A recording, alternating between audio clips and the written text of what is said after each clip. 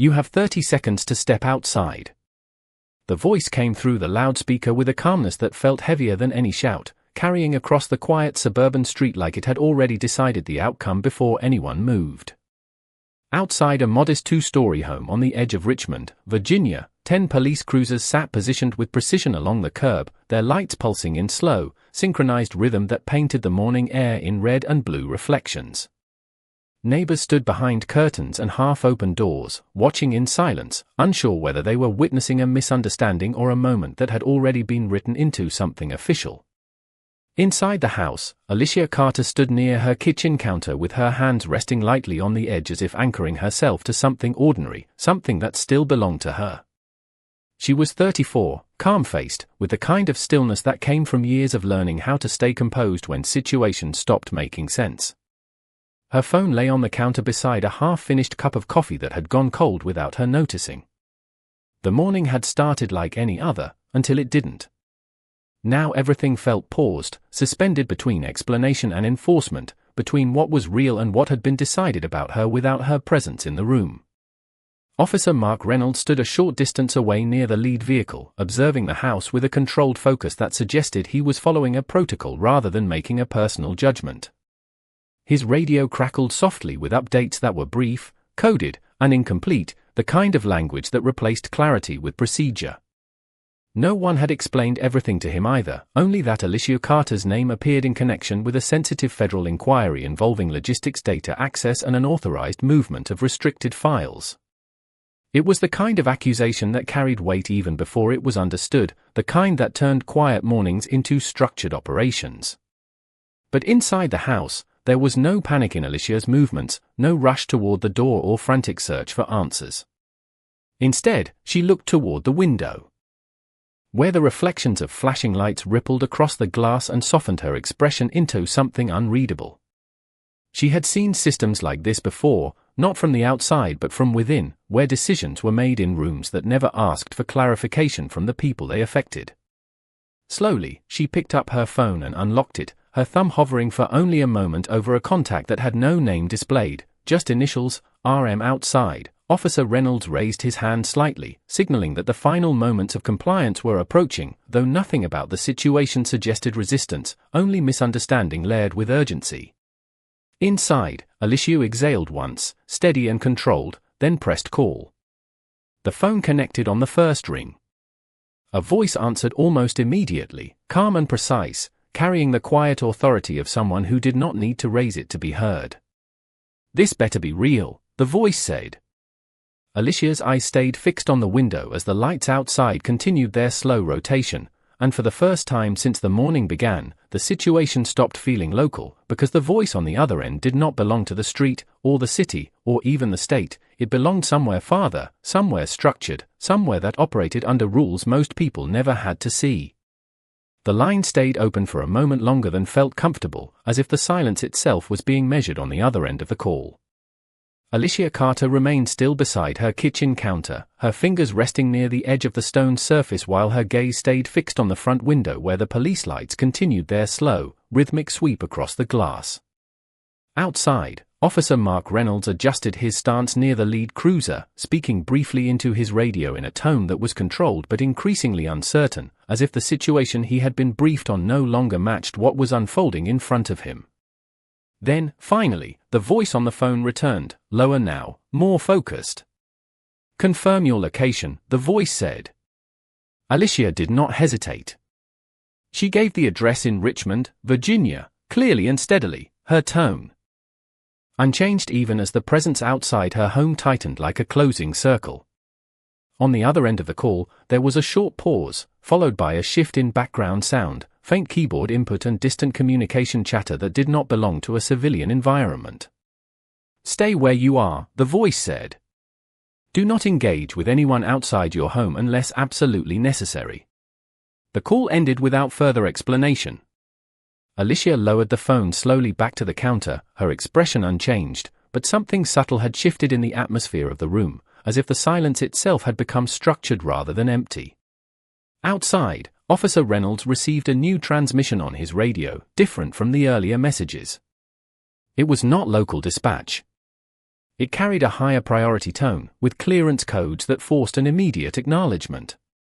He frowned slightly, stepping back toward his vehicle as he listened, his posture tightening as the words came through in fragments that did not align with the operation he was overseeing. "Standby status," the radio repeated. "All units are to maintain position. Verification in progress." Reynolds glanced toward the house again, his attention sharpening. This was not standard procedure. Within moments, additional vehicles slowed at the end of the street, unmarked and positioned with deliberate spacing that suggested coordination rather than response. No sirens, no announcements, just quiet arrivals that changed the shape of authority in the area without announcing it aloud. Inside the house, Alicia remained still, her phone untouched now, as if the call had already moved beyond her participation. The morning light filtered through the curtains in pale streaks, contrasting with the continued presence of emergency lighting outside. The tension was no longer about what she had done, but about what systems were now being activated around her without her input. Officer Reynolds received another message, this one directly to his secured terminal, requiring him to verify authorization codes that were not part of the original briefing file. His eyes narrowed slightly as he stepped fully back into his vehicle, reviewing the screen in silence. The designation attached to the inquiry did not match any standard civilian classification. It referenced a protected operational status, one he had only seen in training documents but never in real deployment. Across the street, neighbors who had been watching began to sense a change in rhythm, the stillness between actions stretching longer, the certainty of earlier commands replaced by procedural hesitation. Alicia remained in the same position inside her home, her presence unchanged, but the environment around her was no longer behaving as it had minutes before. The situation had not escalated in noise or force, but in structure, as if something larger had quietly entered the chain of command and rewritten the boundaries of who could speak and who had to wait. Inside the quiet kitchen, Alicia Carter remained standing exactly where she had been, as if movement itself might disturb something that was already in motion beyond her control. The phone lay flat on the counter, screen dark, but the weight of what had just been said still lingered in the air like an invisible structure pressing gently against the room. Outside, the police perimeter had not advanced, yet it no longer felt like a local operation. Officer Mark Reynolds stood near his vehicle, now fully focused on the secured terminal mounted inside. His expression had shifted from procedural focus to measured uncertainty as he reviewed the updated classification codes that continued to refresh on his screen. Each line of text required confirmation from a higher authority layer, one that did not respond to standard precinct command chains. He leaned slightly forward, rereading the designation attached to Alicia Carter's file. It was not labeled as a suspect profile anymore. It was marked as restricted personnel under active federal review, pending real-time validation. That change alone altered every instruction he had been given in the last 20 minutes. Around him, the other officers began to adjust without verbal communication, noticing the subtle shift in posture and coordination that occurs when leadership becomes uncertain. Radios that had been active moments before now carried longer pauses between transmissions, as if each operator was waiting for confirmation before continuing. The street, once filled with controlled urgency, now carried a quieter kind of tension, one built from hesitation rather than action. Inside her home, Alicia finally moved away from the counter and walked toward the living room window. She did not draw the curtain aside, she simply stood at a distance, observing the layered reflections of flashing lights against the glass. Her breathing remained steady, but her attention had shifted inward, as if she was tracking something not visible outside. The system she had contacted was not local, and she knew from experience that when it responded, it rarely did so in ways that could be immediately understood from the ground level. Outside, a second wave of vehicles arrived without announcement. These were unmarked units, positioned with deliberate spacing that created a wider perimeter beyond the original police formation. There were no sirens, no flashing identifiers beyond subtle marker lights that were only visible when viewed directly. Officer Reynolds stepped out of his vehicle again, this time more slowly, observing the change in structure. He attempted to request clarification through his radio channel, but the response he received was not an answer, only a directive to maintain position and await confirmation clearance. His jaw tightened slightly as he looked toward the house again, the sense of operational control slipping further from what he had been briefed to expect. A few streets away, standard civilian traffic was being quietly redirected by local units that had arrived to manage flow without drawing attention. Everything remained orderly, but the reason for that order was no longer coming from a single source.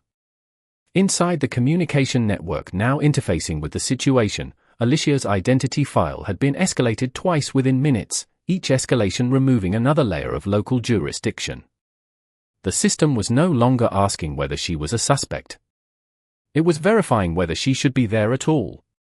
Alicia remained still at the window, her face calm, her posture unchanged, while the environment outside continued to reorganize itself in silence, as if responding to instructions that had not been spoken aloud in any place visible from the street.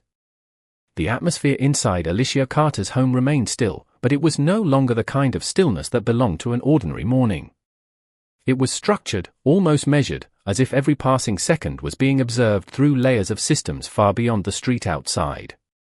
She stood near the window, her reflection faint against the glass, while outside the perimeter had expanded again without announcement. The additional presence of unmarked units had settled into positions that formed a wider boundary around the neighborhood, not blocking movement in a visible way, but redefining it quietly. Officer Mark Reynolds now stood beside his vehicle, no longer issuing instructions, only receiving them. His secured terminal had updated again, and this time the designation attached to Alicia Carter carried a classification that required his acknowledgment before any further action could be taken. He entered his credentials, scanning each line of text as it resolved into a new operational status. The word detainment no longer appeared anywhere in the file. Instead, it referenced protected verification status pending direct authorization override. Reynolds exhaled slowly, his attention shifting between the screen and the house, as if the physical space in front of him no longer matched the digital authority controlling it. Across the street, neighbors had begun to retreat from their windows, sensing that whatever had been happening was no longer something they could interpret from observation alone. Inside the house, Alicia moved away from the window and returned to the center of the living room. Her posture remained steady, but her focus had sharpened, as if she was listening to something that had not yet fully arrived. Then, from her phone placed earlier on the counter, a single vibration echoed softly through the quiet space. It was not loud, but it carried a finality that changed the rhythm of the room. She walked toward it without haste and picked it up. The screen lit briefly with a single line of text, authorization confirmed. Stand by. Outside, the shift was immediate but subtle. Officer Reynolds received the same update simultaneously on his terminal, but this time it was accompanied by a second line of instruction that caused him to pause entirely. He looked up toward the street as if expecting someone to appear before the system finished processing what was already in motion. At the far end of the block, a single black vehicle approached without sirens, moving at a controlled pace that did not match emergency response but rather command presence. It stopped outside the expanded perimeter, and for the first time since the situation began, officers along the line adjusted their stance not in response to local command, but to recognition of a higher clearance level. The door of the vehicle opened, and a man stepped out dressed in plain tactical attire without visible insignia, his presence immediately changing the attention of every secured channel in the area. Officer Reynolds recognized the designation before the radio confirmed it. The name that followed was enough to reset the entire operational structure. Inside the house, Alicia remained still as the new arrival on the street spoke briefly with coordinated personnel outside the perimeter. There were no raised voices, no visible conflict, only a recalibration of authority happening in real time across multiple channels. The streetlights continued to flash, but their meaning had shifted. What had once looked like enforcement now resembled verification.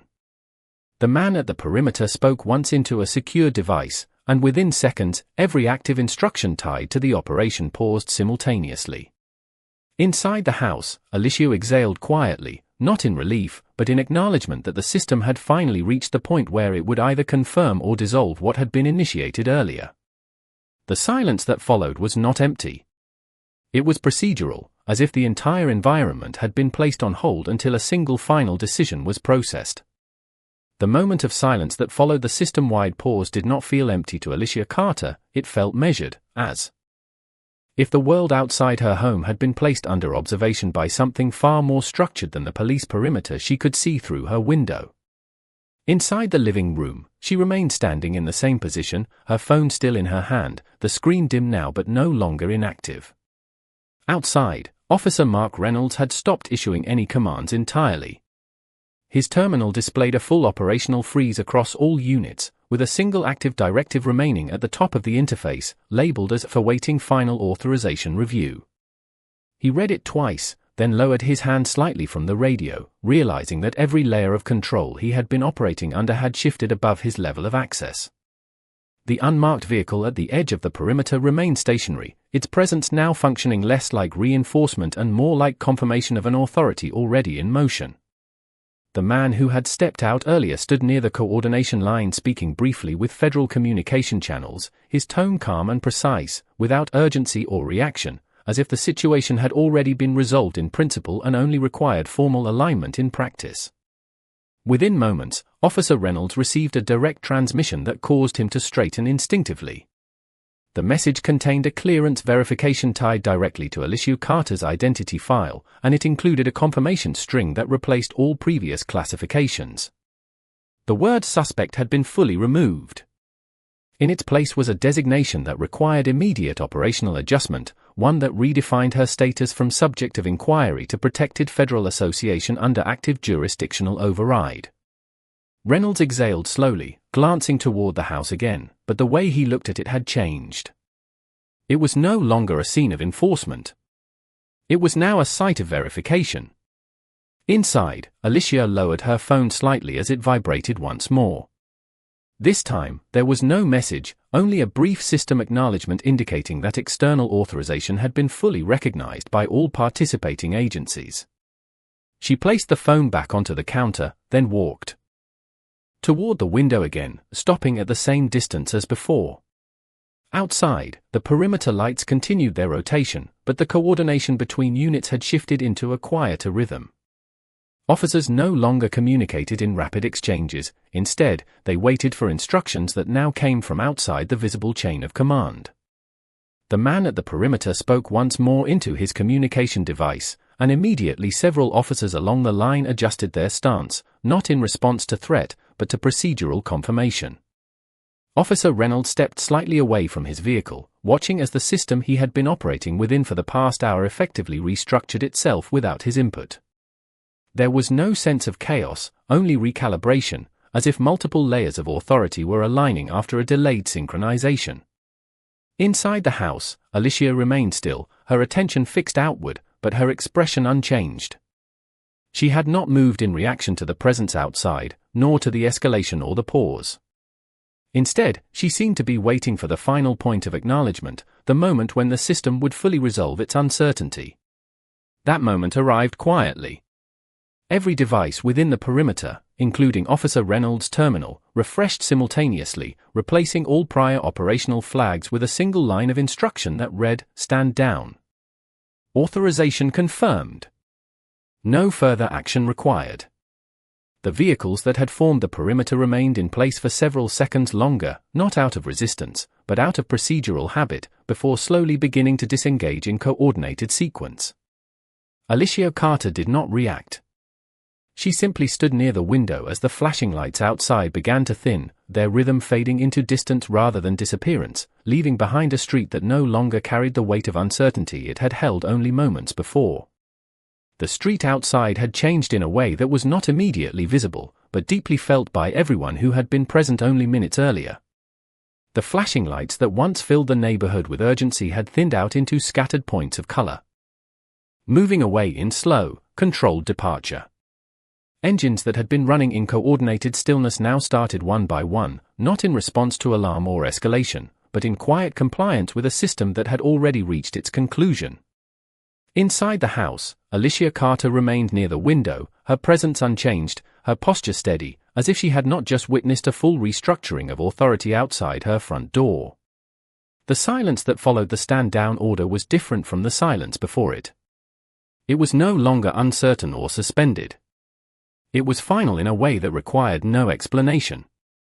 Officer Mark Reynolds stood beside his vehicle for a few seconds longer than necessary, watching the last of the coordinated units begin to reposition and leave the perimeter. His terminal had already updated to closed status, the operation file now marked as resolved without incident. Yet the words on the screen did not match the weight of what he felt. There had been no confrontation, no visible conflict, only a sequence of confirmations that had moved faster than understanding. He lowered himself slowly into the driver's seat, keeping his hands on the wheel without starting the engine immediately, as if waiting for his role in the situation to fully release him. Across the street, the neighbors who had once watched through windows and half-open doors were now retreating from view entirely, their curiosity replaced by the instinct to return to normal life as quickly as possible, as though the morning had never been interrupted. Inside the house, Alicia finally stepped away from the window and walked back toward the kitchen. The cup of coffee she had left earlier remained untouched, its surface completely still, reflecting the ceiling light above. She picked it up without urgency and poured it out into the sink, watching the liquid disappear with the same calm attention she had given everything else that morning. There was no sense of victory in her expression, no visible relief, only the quiet return of control to something internal rather than external. Her phone remained on the counter where she had placed it earlier. It did not ring again. There were no further messages. The connection that had activated the chain of events seemed to have receded into the same distance it had come from, leaving no trace of ongoing engagement. Outside, the last of the unmarked vehicles turned onto the main road and disappeared from view, followed by the remaining police units that had formed the perimeter. The street gradually returned to its original state, not transformed, but reset, as if the structure of authority that had briefly occupied it had never been physically there, only temporarily imposed. Officer Reynolds finally started his vehicle and drove forward at a normal speed, not rushing, not delaying, simply leaving the scene like every other unit. Inside the house, Alicia stood once more in the quiet kitchen, the morning light now fully uninterrupted by flashing reflections. She looked toward the window one final time, then turned away, allowing the silence of her home to settle back into its ordinary shape, while the world outside continued to move on without looking back. The quiet that settled after the last vehicle disappeared from the street was not empty, it was corrective, as if the environment itself was recalculating what had just occurred in order to store it in the correct form. Inside the Regional Federal Coordination Center, far from Richmond, Virginia, a secured review room displayed Alicia Carter's file across multiple encrypted screens, now fully unlocked under the highest verification tier. The analysts reviewing it were no longer treating it as an active enforcement case but as a misclassified protective incident that had triggered unnecessary field escalation. In one corner of the room, a senior operations supervisor leaned forward, reading the final authorization confirmation that had come through from naval intelligence channels. The name attached to the override matched a clearance profile that required immediate procedural correction across all agencies involved. At the same time, in his vehicle several miles away, Officer Mark Reynolds sat in silence while reviewing a delayed summary packet that had just been pushed to his terminal. The information was no longer fragmented or conditional. It was complete, and it reframed everything that had happened on the street earlier that morning. Alicia Carter had not been the subject of an active criminal inquiry. She had been a protected witness linked to a sealed logistics integrity investigation involving misrouted federal supply data and internal authorization abuse attempts that had been flagged weeks earlier at a classification level far above local jurisdiction. The presence of multiple police units had been the result of a cascading misinterpretation between local dispatch and outdated advisory records that had failed to update before engagement. As Reynolds read further, his expression tightened, not in resistance but in recognition of how little information he had actually been operating with. The final section of the report referenced the authorization line that had changed everything. It confirmed that the call initiated from Alicia Carter's phone had not been a plea for external intervention, but a verification step embedded in her clearance protocol, directly tied to a Naval Special Operations Intelligence liaison. That liaison was identified as Captain Ryan Mitchell, whose involvement was not operationally visible on standard law enforcement systems, only on restricted federal cross-domain verification networks. Inside the Richmond home, Alicia remained unaware of the full scope of the internal review now unfolding across multiple agencies. She was in the kitchen again, placing the empty coffee cup into the sink, when her phone lit up briefly with a final message that contained no instruction, only acknowledgment. It read simply that her status had been fully confirmed and her presence in the field report had been correctly logged. There was no request for response. In the coordination center, the supervisor closed the case file slowly, then reopened it once more to verify a single detail that had initially been overlooked during the rapid escalation phase.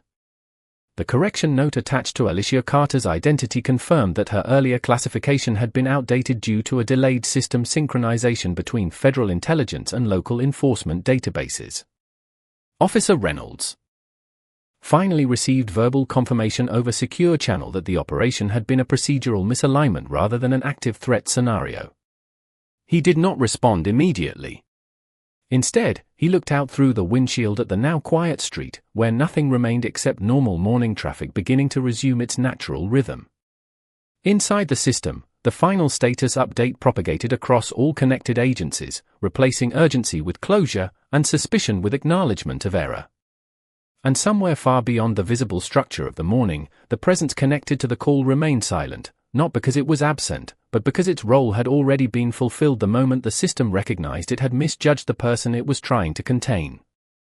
The formal correction reached every connected agency in staggered waves, not as a dramatic announcement but as a quiet administrative truth settling into systems that had already begun to cool down from the earlier alert state.